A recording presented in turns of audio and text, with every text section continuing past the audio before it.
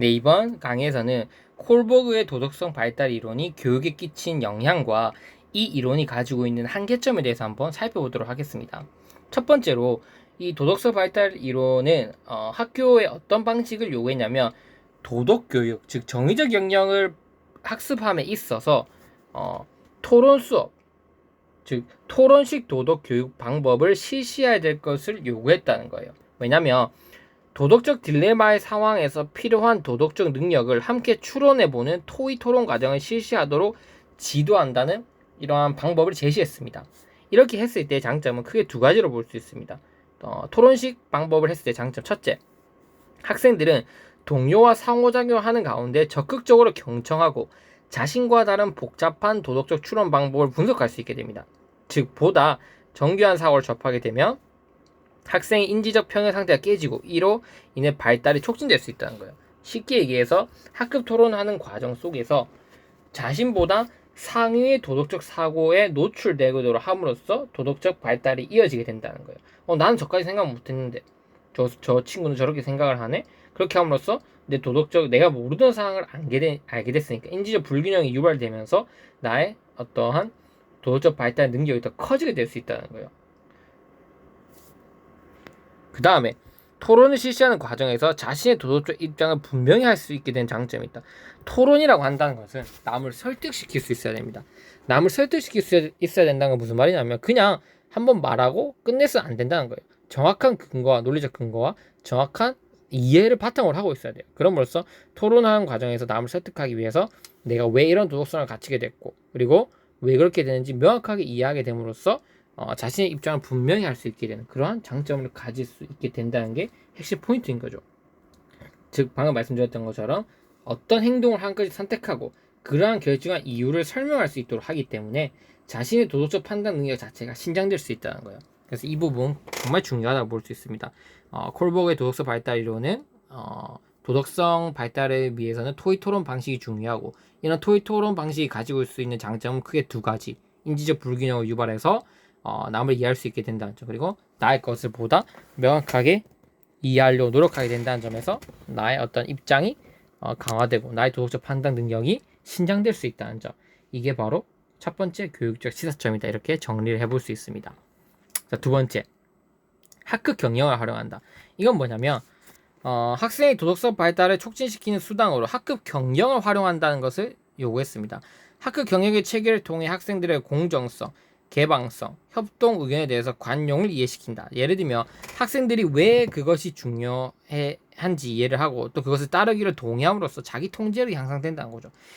예를 들어 어떤 규칙을 그대로 이 학교 규칙이 있으니까 이건 너네 따라야 된다 이렇게 얘기하는 게 아니라 이 규칙이 어떻게 만들어지는지 아이들한테 이제 너네가 토의 토론을 하면서 학교 규칙을 만들어보고 그리고 그 토의 토론을 거치면서 자신이 만든 규칙을 자신 스스로 그것을 예를 들면 따르려고 노력해보는 이러한 방식을 통해서 훨씬 자기 통제력이 강화될 수 있는 상황이 마련될 수 있다고 본 거예요. 누가 시키는 게 아니라 자기가 해봄으로써.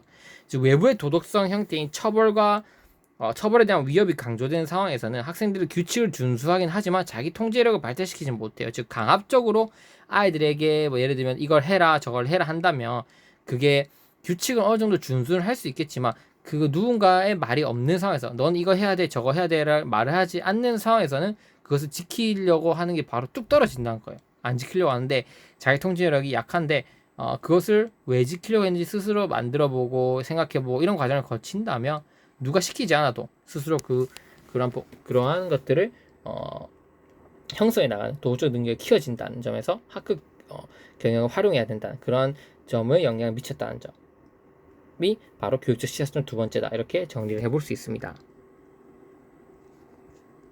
그렇다면 이런 도덕성 발달 단계 이론이 가지고 있는 한계점은 무엇일까요? 한계점, 받을 수 있는 비판점은 세 가지로 볼 수 있습니다. 첫 번째, 도덕성에 있는 정서적 요소가 무시되고 있다는 점입니다. 즉 인지적 측면에만 관심을 두어서 도덕성 발달에 있어 중요한 역할을 할 수 있는 수치심, 죄책감, 공감과 같은 정서적 요소를 무시했습니다.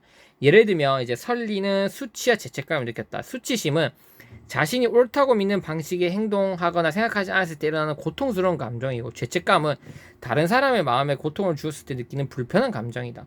불쾌한 얘기는 하지만 이런 수치와 죄책감을 느낀다는 것 자체가 도덕성이 발달해 가고 있으며 미래의 행동이 개선될 것임을 나타낸다. 또한 설리가 만약 누군가 저에게 멍청하다고 말했다면 다른 누군가가 느끼고 있는 감정을 경험할 수 있는 능력이 공감 능력을 느끼고 있음을 알 수 있다. 잘못한 일이 없을 때에도 공감을 통해 도덕적이고 친사회적인 행동이 길러질 수 있다. 즉 이렇게 도덕성이라고 하는 것에서 느껴지는 어떤 정서적 요소를 이 도덕성 발달 이론 콜버그는 다 무시해버렸어요. 그냥 도덕적 딜레마 상황에서 어떤 판단을 하는지에 따라서가 도덕성을 결정한다는 거죠. 그래서 이런 정의적 요소가 무시되어 있다는 점이 바로 받을 수 있는 비판점 첫 번째다. 두 번째는 도덕성 발달 단계가 위익성을 가지고 있으면 어느 발달 단계에 도달하면 이전의 단계로는 퇴보는 없고 주로 그 단계에서 도덕성 추론을 보인다고 했다. 하지만 실제로는 어느 한 단계에서 추론 경향을 보이면서도 동시에 다른 단계의 추론을 보이기도 한다는 게 문제점인 거죠. 그래서 어떠한 부분에서 봤을 때는 정말 높은 도덕적 수준의 어떤 단계를 보이기도 하는데 다른 측면에서는 그러면 그 모든 상황에서 이런 법과 질서를 지키는 수준까지 지키면서 그런 수준에서 모든 상황을 판단해야 되는데 또 어떤 상황에서는 그렇지 않는 경향이 있다는 거죠. 그래서 발달 단계가 위계성을 가지고 있으면 퇴보가 없다고 했지만 충분히 인간이 상황에 따라서든 어떠한 영향에 따라서든 계속해서 도덕적 판단이 달라진다는 것을 설명할 수 없다는 거예요. 마지막 맥락성을 무시합니다. 사람들은 등하교 시 학교 앞에서 과속 운전을 하는 것은 문제가 있다고 생각하지만 고속도로에서 제한 속도보다 빨리 달리는 것은 문제가 없다고 생각한다. 이렇게 상황에 따라서 도덕적 판단이 달라진다는 것 자체는 그 자체를 설명하지 못한다는 그런 한계를 지니고 있습니다.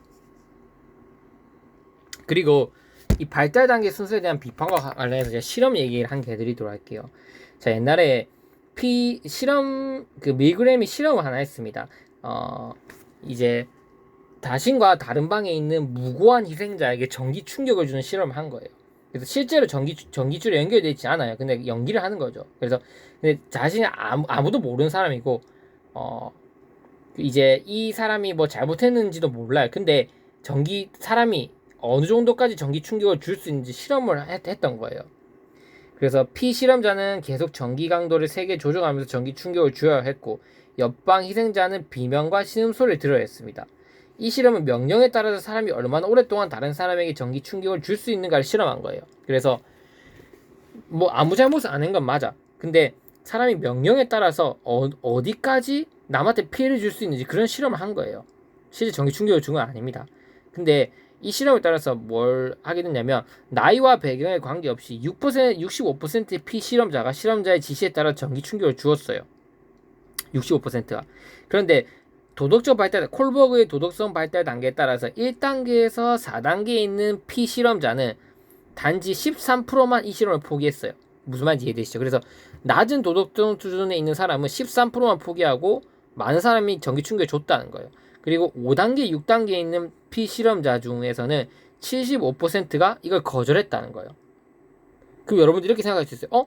5단계, 6단계로 가니까 도덕성 발달 수준이 높아지니까 이러한 남에게 피해를 주는 짓을 안 하려고 하는 거 맞네. 근데 이게 무슨 한계점이냐 이렇게 얘기할 수 있는데 이는 높은 도덕적 단계 수준에 따라서 높은 수준의 도덕적 행동을 보이는 사람이 많았다는 걸 입증했어요.